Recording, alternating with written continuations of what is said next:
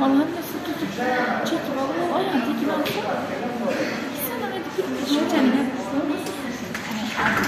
Ukraina'dan gelen Türkmen talipleri Türkiye'de kösenýärler. Konsulluk ýaşlara 250 talipleri ýonansa evakuasiýany guramagy wada berýär. Şu ýerden Ukraina'dan gelen BM atly bir Türkmen talibi Stambuldaki baş konsullugyna baryp gördi.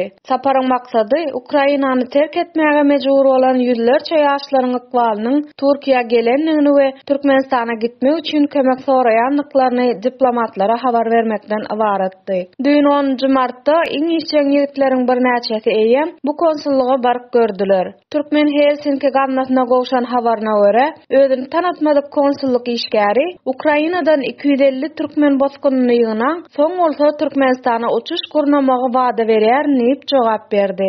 Diplomatlaryň näme üçin borçlaryny watandaşlaryň üstüne ýükleýänliklerini hiç kim düşündirmedi.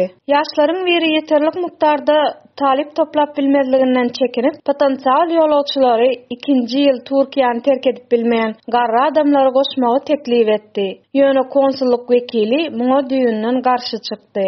Şondan soň ýaşlar öz aralaryna Telegram söhbetdeşligini guradylar we 160 töweregi adam ýygnandy. Gijaçenli 200-den gowrak adamyň sanagy düzüldi. Onuň nuskasy biziň guramamyzda bar. Şu gün BM diplomatlara zerur bolan ýolagçylaryň sanynyň alnanlygyny aragatnaşyk maglumatlary bilen sanagynyň düzülenligini aýtdy.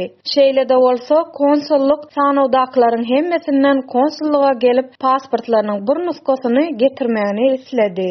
Bize Ukraina'dan Moldova barýan ýolda Türkmen talipleri 100 Amerikan dollary töleýändigi aýdylýar. Moldowadan Türkiýe çenli ýaşlar Rumyniýa we Bolgariýa üstü bilen 60 Amerikan dollary ýene-de özleri tölep gelipdirler. Kiýewdäki Türkmen elçihanasynyň işgärleri evakuasiýany gurnamaga gatnaşmadylar. Talipleriň kömek sorap ýüz tutmasyna näme üçindir türk diplomatlardan kömek soramagyny maslahat berdiler. Tasdiklanmadyk maglumatlara görä Ukraina'dan 600 töwereg ýaş türkmen raýaty Türkiýe geldi. Olaryň arasynda okuwny ýam gutaranlar hem bardy. Olaryň köpüsi Türkiýede galmak isleýär. Käbirleri bolsa Kipra nädip gitmeligi barada maglumat gözleýärler.